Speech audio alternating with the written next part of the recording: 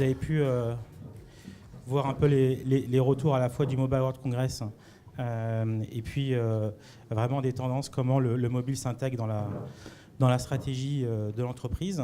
Et j'aimerais continuer un peu sur cette lancée en invitant sur scène Sophie Sakin, qui est présidente de Metro News, qu'on peut applaudir. Sophie.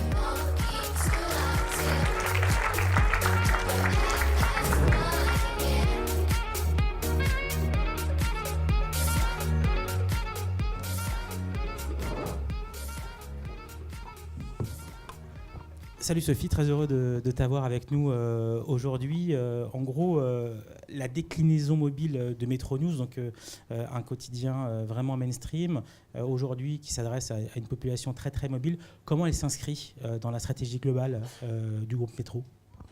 Bonjour Vincent. Bonjour à tous.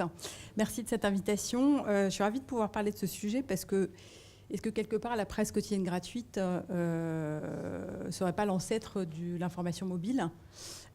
C'est un peu au cœur de notre ADN que d'avoir su apporter directement de la main à la main de l'information au consommateur là où il était, en pleine mobilité. Donc c'est inscrit dans l'histoire de Metro News et de notre façon de fabriquer du contenu, de s'adresser effectivement aux personnes en mobilité. Donc très naturellement, le mobile est au cœur de nos développements actuels et est absolument, si ce n'est une condition sine qua non, mais en tout cas un axe prioritaire de notre développement.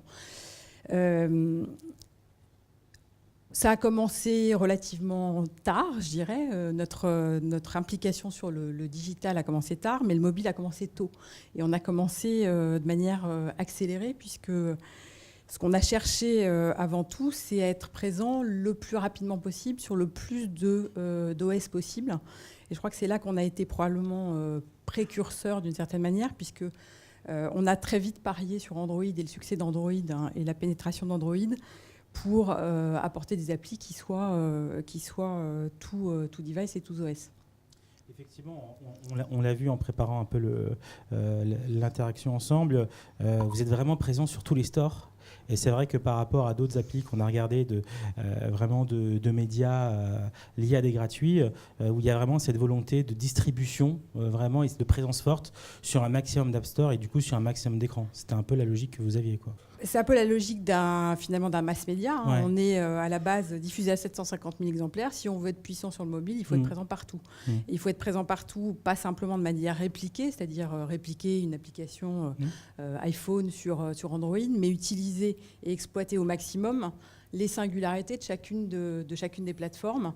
Et c'est ce qu'on a tenté de faire au fil du temps, qu'on a amélioré au fil du temps aussi, parce que aujourd'hui, je crois qu'on a à peu près 8 releases de nos applis par an.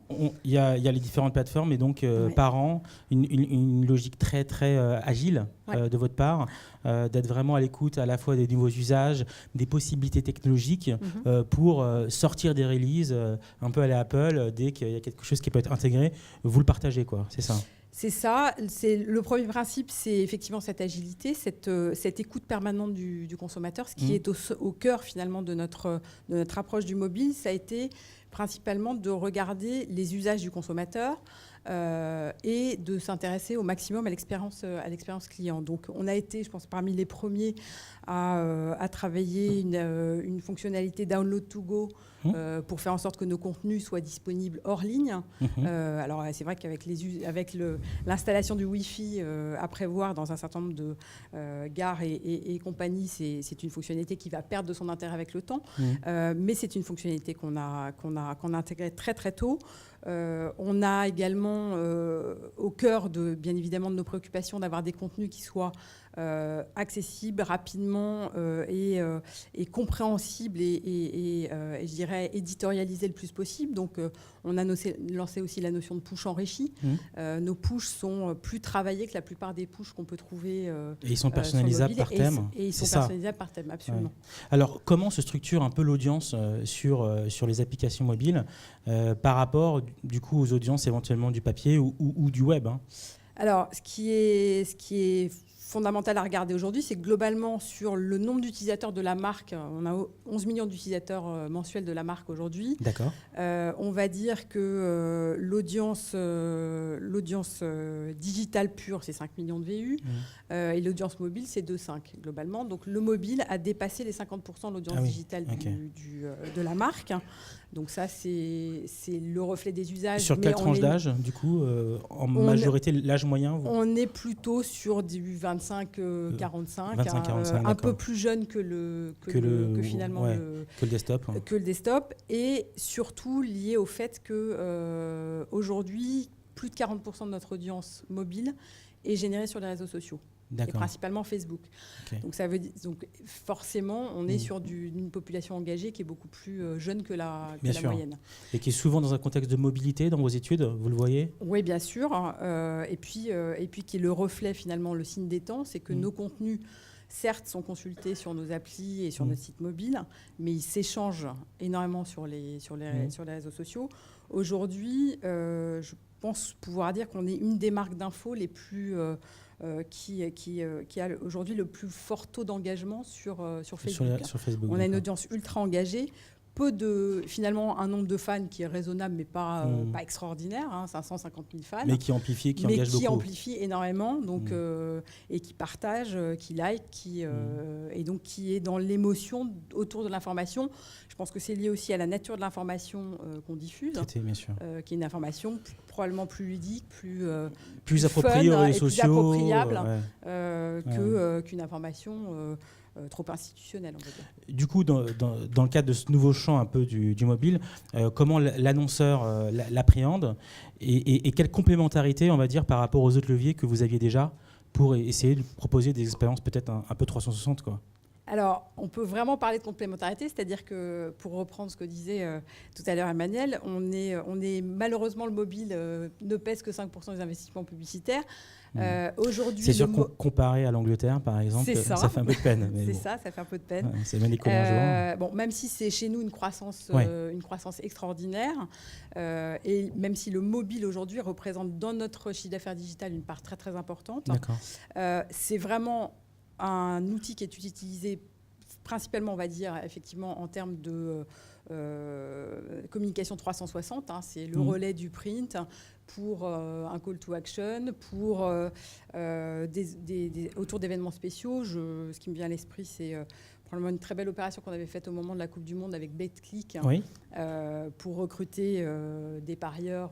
Comment ça s'était articulé ? L'articulation commençait autour d'éditorial dans le print, de publicité dans le print, et puis ensuite des bannières finalement assez classiques, mais qui ont particulièrement bien fonctionné. On a eu quelques opérations de call to action sur du téléchargement d'appli, notamment avec la Société Générale. Je crois que c'est aussi lié à la diffusion de notre application. Aujourd'hui, on est la deuxième appli d'info la plus fréquentée en France.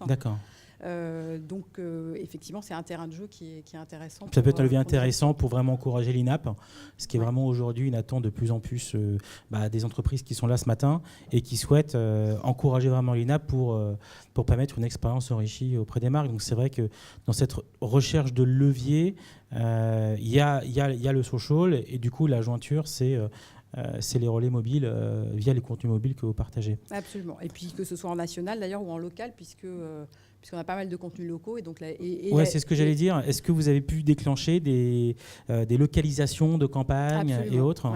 Ça fait partie effectivement des développements. J'en ai pas qui me viennent à l'esprit immédiatement. D'accord, mais c'est vraiment lié de plus en plus d'intégrer la localisation. Très bien. Qu'est-ce qu'on peut attendre un peu dans les prochains mois pour Métro ? Il y a pas mal d'actu. C'est work in progress, on va dire. On va passer de 8 itérations à 12 itérations. Non, pas nécessairement, mais on reste toujours à l'écoute. Je crois que on est une petite entreprise. Donc je crois que ce qui caractérise une entreprise de presse aujourd'hui qui est en train de muter vers ces nouveaux usages et vers ces utilisations, c'est qu'on a peu de moyens. Donc on est dans cette logique de transformation, mais on apprend, c'est le fameux test and learn qui est vraiment opérant au quotidien chez nous, avec peu de moyens. Et donc on écoute nos utilisateurs et on fait en sorte de développer la meilleure expérience client possible. Bon, du coup, sur l'Apple Watch, on peut se dire dans quelques mois... Plus tard. C'est trop petit pour délivrer du contenu. Donc, mais pour les alertes. Pourquoi pas? Pour les alertes. Écoute, Sophie, merci beaucoup merci, d'être venue ce matin. On suivra ça de près. C'est vrai que ces enjeux de contenu, adapter le contenu, associer social et mobile, Métro est un super exemple. Et aujourd'hui, c'est vrai que dans cette logique d'interaction et de levier pour les annonceurs, il y a besoin de partenaires pour arriver à toucher une audience extrêmement rapide, de plus en plus mobile. Et on le voit dans les interactions qu'on a avec les annonceurs, c'est vraiment de plus en plus complexe parce que les écrans se multiplient et il y a une vraie complexité. Merci beaucoup, Sophie. Merci. Bonne journée.